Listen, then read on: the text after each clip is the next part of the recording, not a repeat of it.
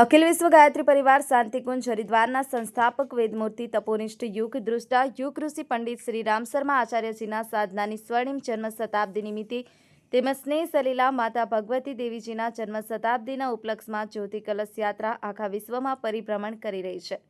ગુજરાતમાં પણ આ જ્યોતિ કળશ છેલ્લા 406 દિવસ પરિભ્રમણ કરી 407મા દિવસે જ્યોતિ કલશ યાત્રા ગોધરા નગરમાં પ્રવેશી છે।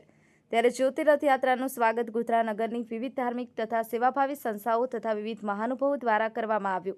આ પ્રસંગે દાઉદી વોરા સમાજના અગ્રણીય શ્રી ઇમરાનભાઈ ઇલેક્ટ્રિકવાળા, શ્રી જયંતિભાઈ શાહ, શિવકલ્યાણ ટ્રસ્ટના પ્રમુખ Shri Pradipbhai Soni, lions club Shri Prakashbhai Dikshit, rotary club તથા સદવિચાર પરિવારના અગ્રણીય શ્રી રાજેશભાઈ વારિયા, પ્રમુખ શ્રી ભારત વિકાસ પરિષદ ઉપસ્થિત રહ્યા હતા।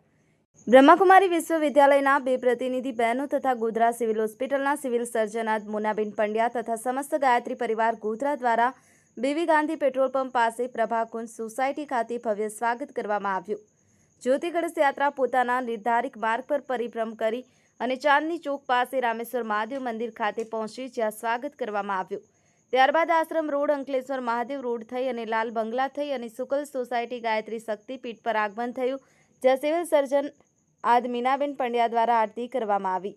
જ્યોતિ કળશ રથયાત્રાનું તથા કળશધારી બહેનોનું ગાયત્રી શક્તિપીઠ પર ઉપઝોનના સંયોજક શ્રી રામજીભાઈ ગરાસિયા દ્વારા સ્વાગત કરવામાં આવ્યું।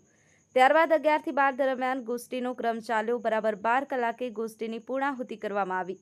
ત્યારબાદ મહાપ્રસાદની વ્યવસ્થા કરવામાં આવી। જ્યોતિ કળશ રથયાત્રાનું સંચાલક શાંતિકુંજના પ્રતિનિધિ શ્રી કનુભાઈ પટેલ તથા શ્રી હસમુખભાઈ પ્રજાપતિ સાહેબ દ્વારા કરવામાં આવ્યું, જેમાં બહારથી આવેલા અમદાવાદથી કનુભાઈ પટેલ, સી કે પટેલ, ભાનજીભાઈ પટેલ, પંચમહાલના બચુભાઈ ત્રિવેદી, વજીસિંહ બારિયા, સેવનદાસ કલવાણી, હાલોલથી દિલીપભાઈ કાકા, કાલોલ ગાયત્રી પરિવાર સંગઠનના પ્રમુખ ઉપસ્થિત રહ્યા હતા। યુવા પડકાર ન્યૂઝ રમેશ સત્યની સાથે।